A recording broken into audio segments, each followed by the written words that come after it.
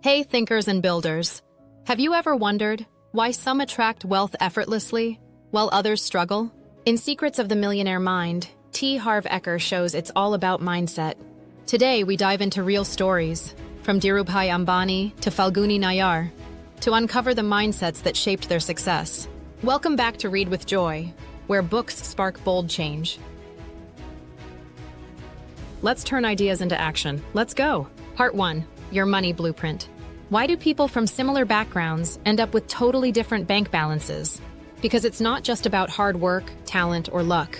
It's about the subconscious programming running your financial life, your money blueprint. Let me share a powerful example of how your money blueprint shapes your destiny. Dhirubhai Ambani wasn't born rich. Growing up in a modest home in Gujarat, he could have accepted a life of scarcity. But his money mindset was different. He saw money as a tool to build and uplift. From working at a gas station in Yemen to starting Reliance from a small textile mill, he proved it's not luck, but your inner money blueprint that shapes success. He believed he deserved wealth and inspired millions to believe the same. He didn't wait for luck, he changed his blueprint, and you can too. Let's explore how, starting with the wealth files. Wealth file number 1. Rich people believe I create my life. Poor people believe life happens to me. If both rich and poor work hard, why are the results so different? Because rich people take full responsibility for their outcomes. Poor people often blame circumstances, government, the economy, or luck. Kiran Mazumdar-Shaw, founder of Biocon, faced rejection in the 1970s for being a woman in a male-dominated industry. She also struggled because she started a biotech firm in a country that barely knew about the field. But she believed success comes from what you create, not what life gives you. Owning her vision and working relentlessly, she turned Biocon from a small garage startup into a global pharmaceutical giant. Lesson: wealth multiplies when you stop reacting to life and start shaping it with conviction, ownership, and purpose. Wealth file number 2. Rich people play the money game to win. Poor people play the money game to not lose. If everyone wants to be rich, why do most settle for just enough? Because rich people play to win, not just to survive.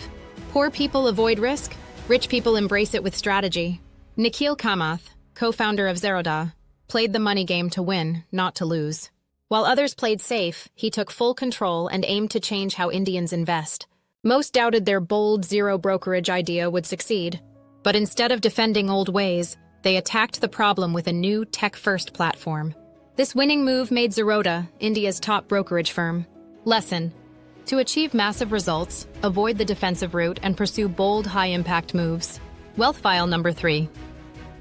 Rich people are committed to being rich. Poor people want to be rich.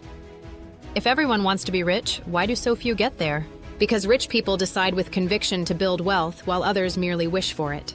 True wealth begins with a clear decision followed by consistent action, not just hopeful thinking. G.D. Birla faced many barriers during British rule when Indian entrepreneurship was discouraged. But he was committed to building lasting wealth, not just hoping for success. While others stayed small, he boldly expanded into jute, textiles, and cement.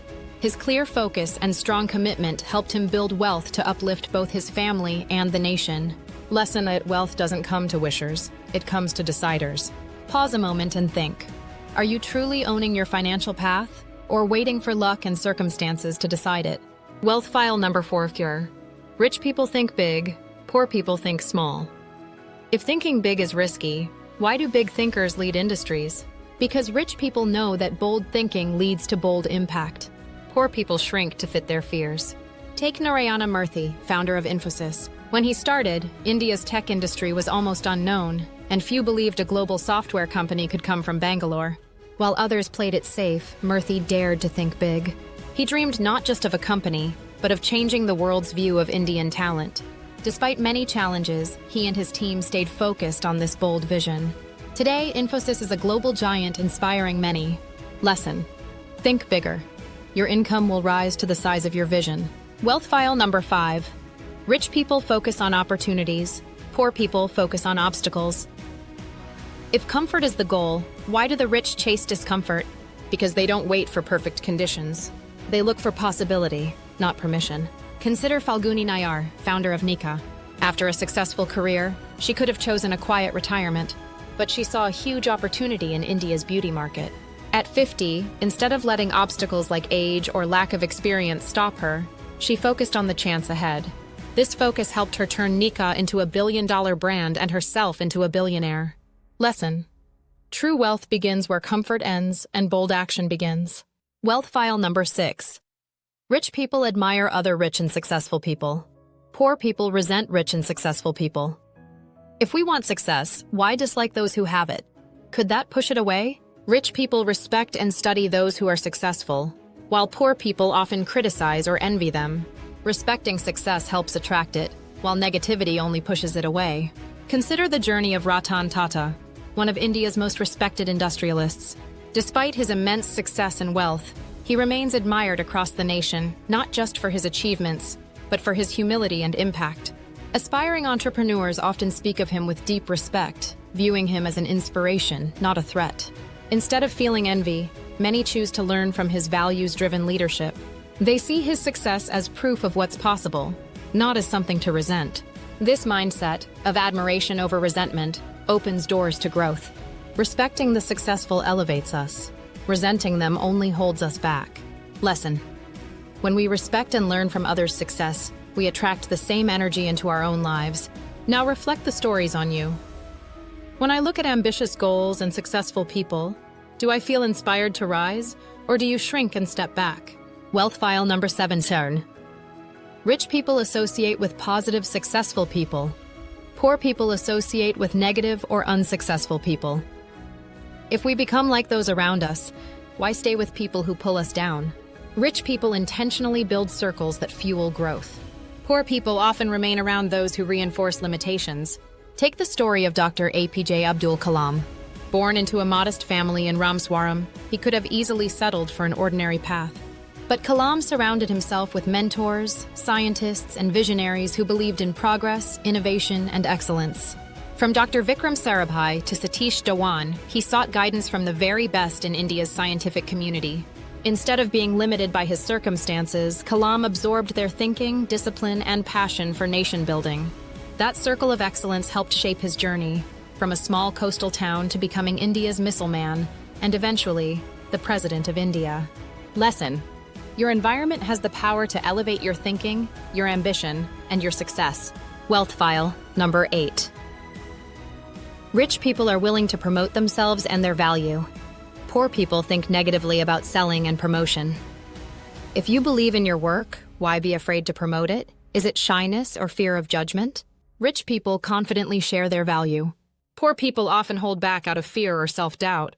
Take the story of Uday Kotak, founder of Kotak Mahindra Bank. In the 1980s, finance in India was conservative and self-promotion was frowned upon. But Kotak believed in his vision and boldly pitched his services to investors and clients. While others stayed quiet, he promoted his value with confidence. That mindset helped him grow from a small firm to one of India's top private banks. He understood that if you don't speak for your value, no one else will. Promoting with purpose turned his ideas into a financial empire. Lesson: when you truly believe in your value, you don't wait for permission. You share it with purpose and pride. Wealth file number 9. Rich people are bigger than their problems. Poor people are smaller than their problems. If problems are inevitable, why do some people grow while others shrink? Because rich people face challenges head-on and grow through them. Poor people let problems define them and hold them back. Kalpana Saroj faced huge problems: poverty, abuse, and discrimination from a young age. Most would feel defeated by such big challenges, but she chose to rise above them. Starting small with a tailoring business, she later took over Kamani Tubes, a failing company full of debt and legal troubles. She became bigger than her problems and turned Kamani Tubes into a successful business. Lesson: success doesn't come from a life without problems, but from the courage to grow beyond them. Now it's your turn. Are you building a growth circle, promoting your value, and facing problems as someone bigger than them? Today we explored the first 9 wealth files, from rewriting your money blueprint to thinking big, chasing opportunities, and rising above challenges. Read this book along with 40 life-changing book summaries at www.readwithjoy.in or email us for a physical copy. Before you leave, here's your challenge. Which of these wealth shifts will you act on first? And what's the very next step you'll take? Drop your answer in the comments. because wealth grows when ideas turn into action. In Part 2, we'll dive into files 10 to 17 and explore how the wealthy think about money, risk, and growth. If this sparked something in you, like, share, and subscribe. Until next time, keep building, keep learning, and always read with joy.